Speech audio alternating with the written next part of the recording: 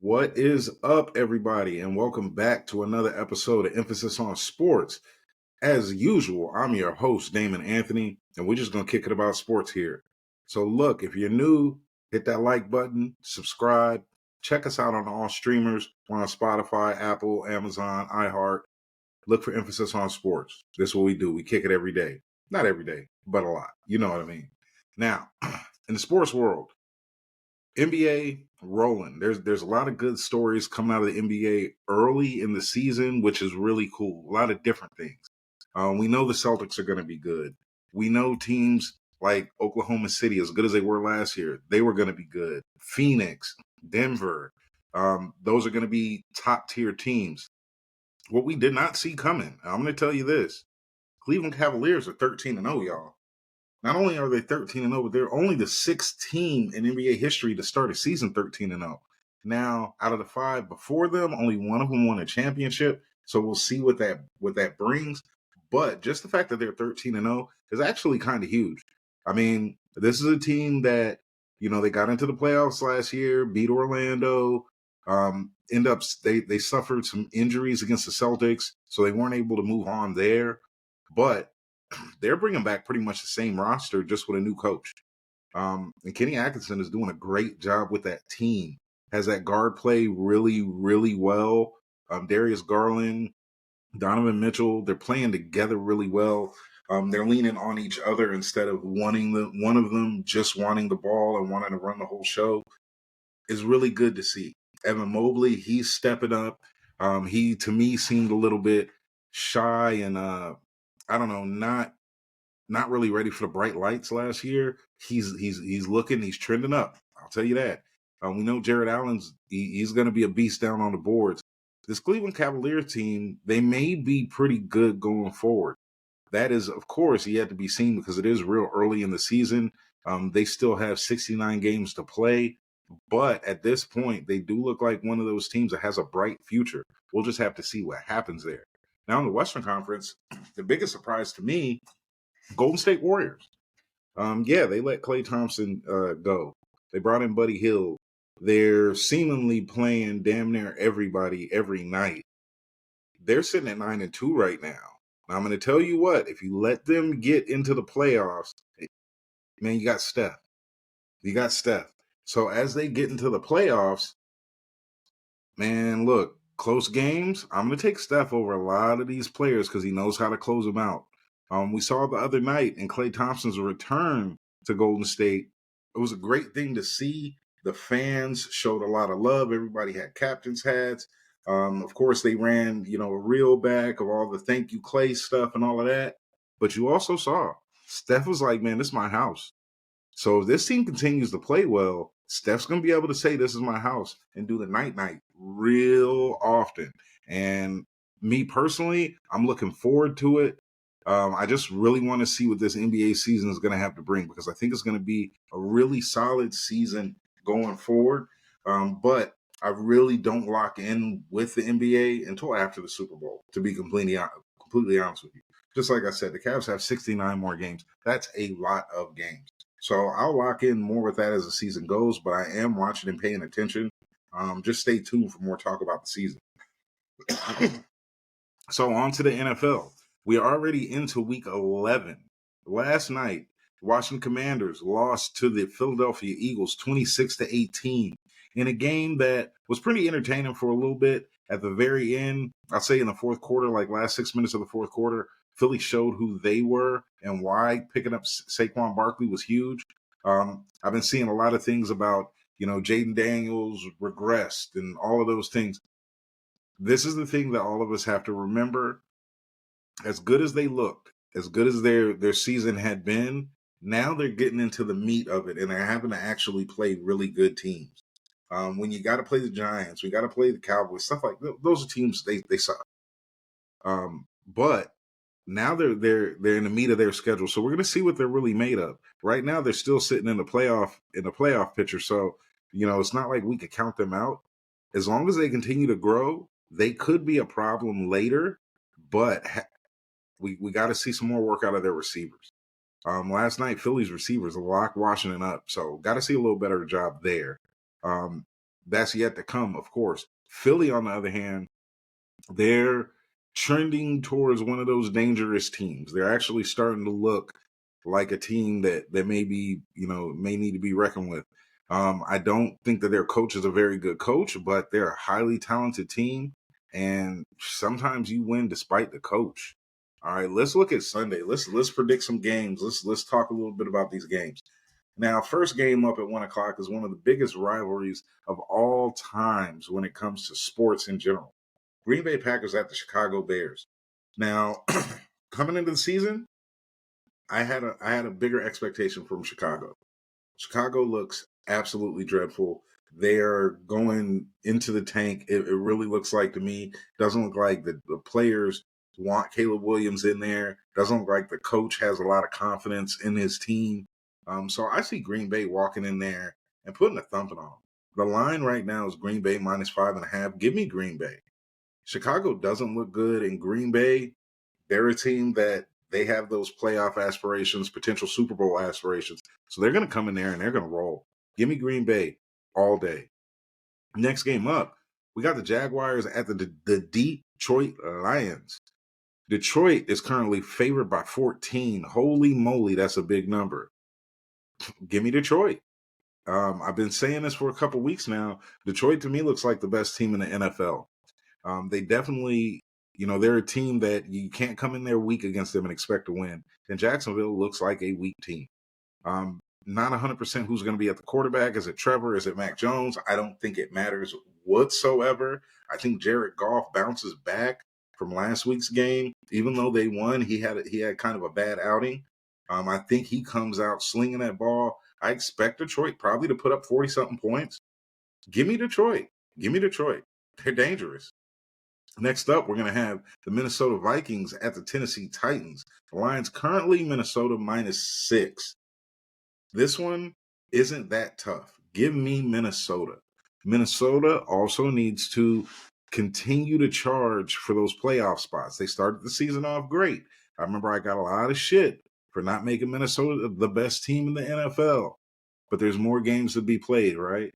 You start off 5-0, 6-0. What else is going to happen? Minnesota's come back down to earth, but Tennessee stinks. They absolutely stink. They're dreadful. So I have to take Minnesota here. There's no way I can't take Minnesota. I think they win by more than a touchdown. Then we're going to have the Raiders at the Miami Dolphins. Dolphins currently favored by 7. This game is ugly. The Raiders, I just think that they're in that bottom 5 of terrible teams in the NFL. Meanwhile, Miami, they're okay. I mean, they got Tua. They're out of the running, I think, for their division lead, but maybe they could sneak into the playoffs. I mean, teams that are ahead of them, like the Chargers, like the Broncos, they can come back down to earth real quick, and Miami could sneak in there. On Sunday, give me Miami minus that 7. Definitely give me Miami minus that 7. Then we're going to have, this one's close to being a no one cares game. This one is close to that. Los Angeles Rams at the New England Patriots. The current line is Rams -4.5. I don't think either one of these teams are very good. I'm going to take the Rams just because of that offense. But New England could very well win this game. It is in Foxborough. It is outside. They're not a terrible team, but they're just not very good. For this one, though, give me the Rams. Next game. This one right here is the nobody cares game of the week. Week. I'm telling you. Cleveland Browns at the New Orleans Saints. The current line is Cleveland -1. Only interesting thing about this game is this is like a Jameis Winston revenge game. These teams are both terrible. They're both terrible. They're eyeing draft position next year. Neither one of these teams have anything to play for other than their fan bases. Cleveland's bad. New Orleans is bad. Cleveland -1. Give me the road team coming off a bye. I will take Cleveland here. But geez, this one could go anyway. Either way. Ugly game. Then we're going to move on to the Indianapolis Colts at the New York Jets. This one also an ugly game because both of these teams aren't very good. No other way to say it. I believe AR is going to get back under center for the Indianapolis Colts. Leave him there.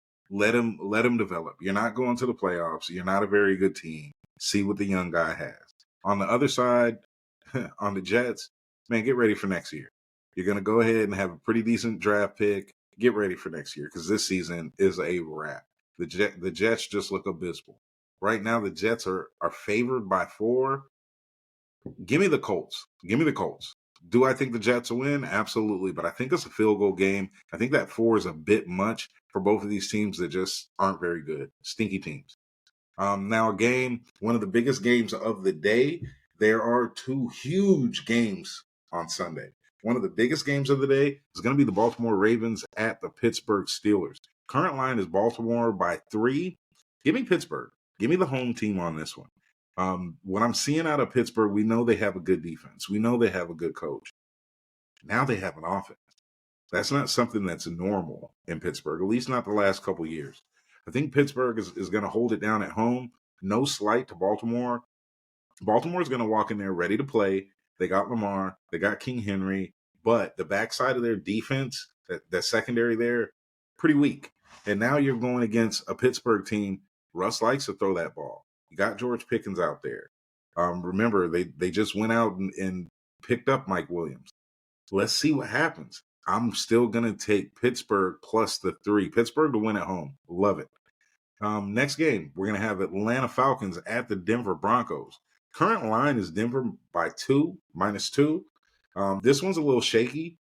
I know Atlanta looks real good. I know Denver kind of looks mid, like a team that's just slowly starting to build and get there.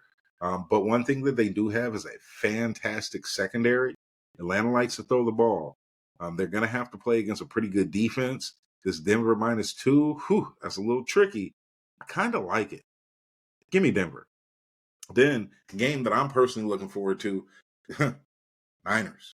Got Seattle Seahawks at the San Francisco 49ers. Current line is Niners by 6.5. I like the Niners by 6.5. I think they win by a touchdown, but buyer beware here just a little bit. Special teams has to do better. Moody, you got to make some kicks. Got to do what you got. You got to get better. I think Christian McCaffrey has a pretty good game this game. He's going to start to get back into form. He'll be ready to go as the season goes. Still want to continue to see George Kittle get the ball some more. Still want to see Ricky get the ball some more. Let's get Debo back involved in the offense. This offense should be scoring 40 points a game, 35 at the least. They should be rolling.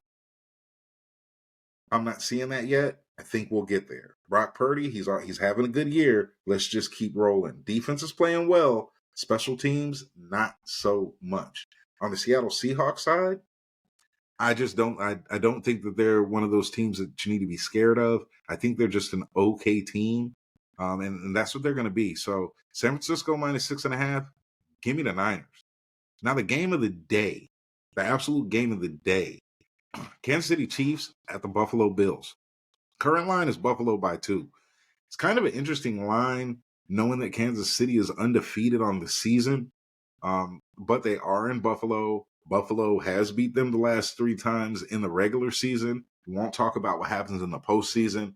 I think Buffalo keeps that trend going just because they're walking in with a ginormous chip on their shoulder, and they want to prove to Kansas City, hey man, look, we're here, we're ready, let's rock. Kansas City's going to walk in. They know how to win these games. They know how to keep them close. Their defense looks outstanding this year, but I just think Buffalo takes this one down. Buffalo -2 leaves me perfect room for Buffalo to win with a walk-off field goal, which is kind of how I think it's going to happen. As long as Buffalo doesn't let this game go to overtime, give me Buffalo. Sunday night game. Cincinnati Bengals at the Los Angeles Chargers. Current line on this one is Chargers by 1.5. I'm going to take Cincinnati here. Now, the Chargers, they don't, to me, look like an impressive team, but they are trucking along and winning. They are in the playoff picture right now. If the season ended right now, they'd be in the playoffs. That, to me, doesn't mean that they're a great team or that they're capable of just knocking off everybody. Cincinnati is a team that they're fighting, they're clawing. They've just lost a lot of games by a single score. That hurts. That definitely hurts them. If Cincinnati does not win this game, I think it's over for their season. That being said, I think Cincinnati is going to walk in and they're gonna put up some points. They may not thump them, but they're going to put up a decent amount of points. Cincinnati versus the Chargers, give me Cincy. Monday Night Football game is going to be a battle of Texas. Houston Texans at the Dallas Cowboys. Current line on this is Houston -7. Give me Houston all day and all night. Dallas, we already know the season's over for them. It's a wrap. Let's move on. Let's get a good draft pick. Let's get our team back going for next year. We know that there's going to be some changes in the offseason. We just don't know what those changes are. I don't think Jerry's going to do anything to shake up the season right now, but I think there's going to be some people looking for new jobs there. Meanwhile, on that Houston side, they're coming off that tough loss to Detroit. Battle of Texas, they're always going to want to walk in and tell Big Brother, look, this is our state. And right now, it kind of is. Houston's been the better team for a while, if we're going to be honest. Remember, with J.J. Watt, they were going to the playoffs a lot. Meanwhile, Dallas wasn't. I expect Houston to walk in here and put a nice thumping on the Dallas Cowboys. Nothing is telling me that they won't at all. Now, also this weekend, have a big fight tonight. Tonight, actually. Jake Paul, Mike Tyson. I'm looking forward to it. I know it's kind of like a charity type event. I know it's not a real fight for a belt or anything like that. But as someone that grew up with, in those Mike Tyson times where all all week it's like, hey, where are we watching the Tyson fight? Someone going to watch the Tyson fight. I'm getting those feelings again. Definitely want to see it. Now, of course, Tyson's not a young man. He's not who he was from that standpoint. But anybody that's been seeing him over the years train and get it together, if you saw him back in the day and you're seeing him doing the training now, you're kind of thinking, whew, Mike might hurt something. Now, on the other hand, Jake Paul, I mean, people can say what they want. Dude's turned into a pretty decent boxer. Regardless of who you're fighting, you got to beat the person in front of you. And he does that all the time. Now, things may get a little tricky here because Mike is still Mike. I want to see if Jake Paul can knock him out. I don't know. I want to see what happens when Mike connects a clean shot anywhere on Jake Paul, because it's probably going to be harder than anybody that he's gotten hit. At the weigh-in, Tyson slapped the shit out of Jake Paul. Now, when you go back and look at it, Jake Paul steps on his bare toe or on his socked toe. So then Tyson slaps him one. Remember, this is Mike. This isn't none of them other dudes. Once he gets into that locked in, especially if he goes in there off of some mushrooms or some acid or some weed or something like that, this is a junkyard dog. This is a little bit different than your average fight. I would love to see Tyson win. I would love to see Tyson win. I don't know. Maybe Jake Paul takes this one down. I like to predict things. I like to preview things on this pod. For this one, give me Tyson by unanimous decision. I think this goes as long as this one is going to go. I don't think either one of these guys knock the other one out. Maybe a knockdown here or there, but I don't see a TKO. I don't see any of that. I don't see the ref stopping the fight. I see it going as long as it goes, and then the judges or whoever is looking at this, I think they're going to announce Tyson the winner just because that's the way things should play out, I believe. Because if that happens, then you have the next fight. Jake Paul's going to want another round, blah, blah, blah, blah, blah, all that stuff. So give me Tyson in this one. Really looking forward to it. I will be tuned in tonight, locked and loaded, watching this one. Got to. I think this is going to be a real fun fight. Now, college football. College football is slowly but surely revving up, getting ready for the playoffs. We're already getting a lot of talk about playoff rankings right now, and we're only looking at 12 teams. Remember, we have, I think the big four conferences get automatic buys. Everybody else, we'll slot them in how they go. I want to see what goes on with Indiana. Indiana is still undefeated. They're off this week, so we won't see them. But I really like watching that story. For me, growing up, remember back in the day, of course, the U The USC was good. Oklahoma, Nebraska, the Cornhuskers were a real thing, a real vibe. I grew up on the West Coast, so I didn't, I wasn't where I am now. If I'm sitting here, it would definitely be Ohio State, the Michigans, all of that. Like, I remember those teams. But a team that, like, didn't register at all with me back then was the Indiana Hoosiers. They weren't a college football team. They were nothing that anybody was talking about. So for them to be 8-0 is huge for their program and huge for whatever's going to happen moving forward with that program. Next week they play Ohio State. I hope Indiana beats them and they get to walk into the playoffs and be comfortable and maybe shake some things up. Also looking forward to seeing what Colorado does. Right now, Colorado looks like they're on their way. If they continue to keep winning, looks like they're going to be on their way to the Big 12 championship and a potential playoff berth, which is going to be absolutely huge for Coach Prime. We know how bad that team was when he came in. He slowly built it over a year. Last year, they were okay. They weren't good. They weren't terrible.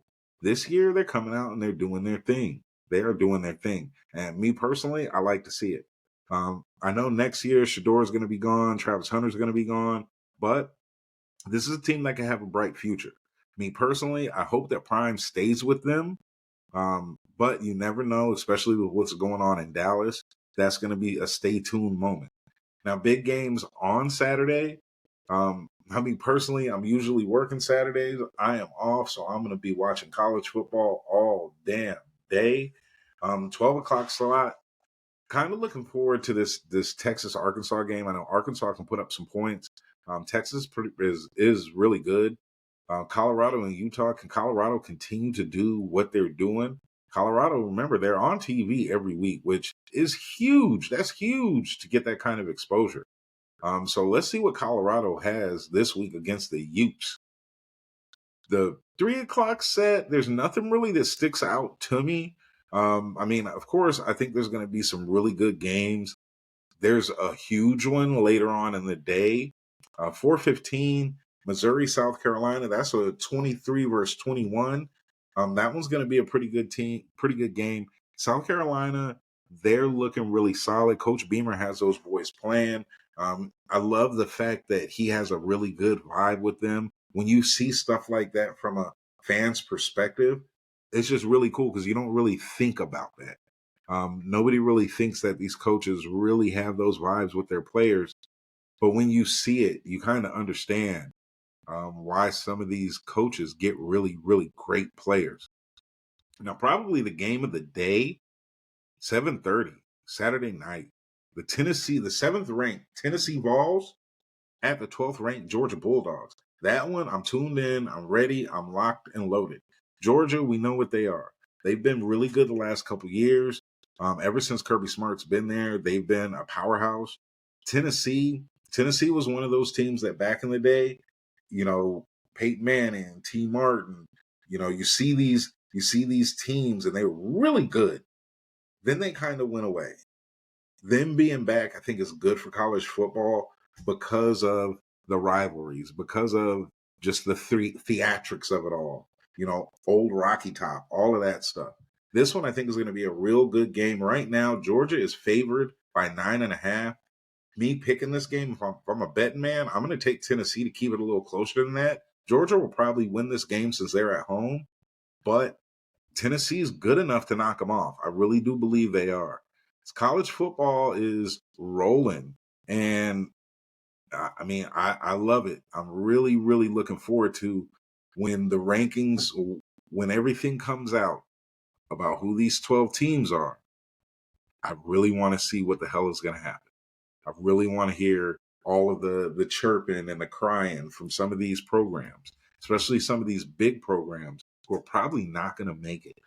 You got teams like Boise State, Colorado, SMU, Army has a chance. You got some of these teams that have chances to sneak in, and if they do, who gets left out? Is Alabama going to get left out? BYU, they're probably going to get in there. Is Tennessee going to get knocked out?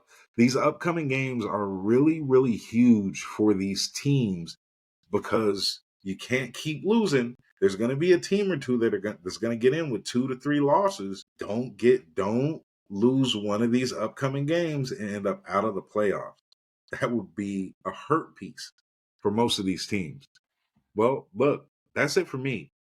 Y'all have a good weekend. We'll talk more after the games on Sunday. Be good or be good at it. And until next time, I will holler.